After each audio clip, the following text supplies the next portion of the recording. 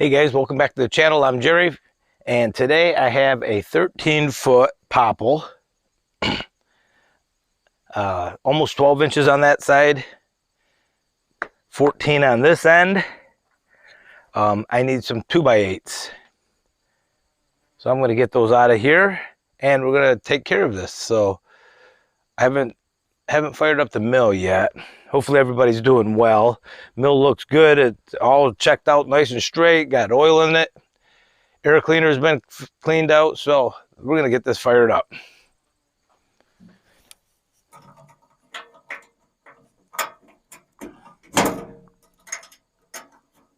This is the only tree I'm doing today. Most of my lumber, I don't even get a chance to stack it up, hardly. As soon as I mill it, I'm using it.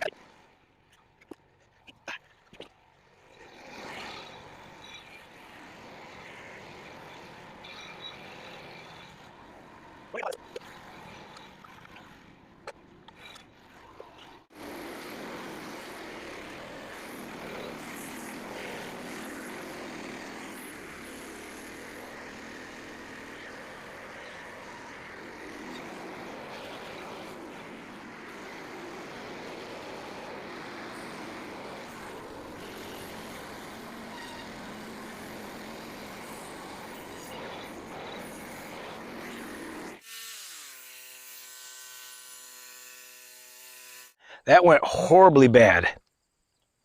This is probably the worst lumber I've ever milled. It's wavy. I put a new blade on it. Well, I didn't put a new blade on it. I'm thinking my blades are well past their expiration date. These are 2-year-old blades, and with lots of sharpenings. I've got 4 left of the original 10 I bought from Norwood, and then the machine came with 11, and I've broke them. I haven't broke one in a while. They've been getting nice and sharp. I'm suspecting the set's off a little bit, and I've sharpened them so many times. I'm guessing I've gone past where they've heat treated them. But I just got a case of Jerry's Ripper 37 in, so I'm going to be trying those soon. I'm just trying to get all the mileage out of these blades I can, but it's getting to the point now where it's almost not worth it. This is going in a wood shed I'm building, so I'm not so concerned about the shape of it. You know, if it's got a little wave or two here and there, but this got to the point where it was ridiculous. Now I did get some waning on it. I got my 2x8s and I got them close, but I got some 1/4-inch waves in there. You know, it's from the blade, guys. You know, everybody asks what causes it when I see these forms. It's from your blade and your guide blocks or your guide rollers not being correct. My guide blocks, I just looked at them. They need to be adjusted. They're not too far out. I usually just put a piece of paper in between top and bottom. That gives you about 5 thousandths of clearance on the top and bottom. But I don't know. What's better, ceramic or the guide wheels? I see people say ceramic are better. I see guide wheels are better, but I don't know. Maybe I should try some guide wheels. If you have guide wheels on your Frontier OS27, did it come with the guide wheels, or did you get some aftermarket ones? And I see Cook sells them. I can fabricate up something to sit right on there. Would it be worth it? What do you think? But we got these done. I'm going to go get these put away, put where I need them. They're green, but I'm going to use them. All right, guys, if you haven't already subscribed to the channel, why don't you do that for us? That will help the channel grow.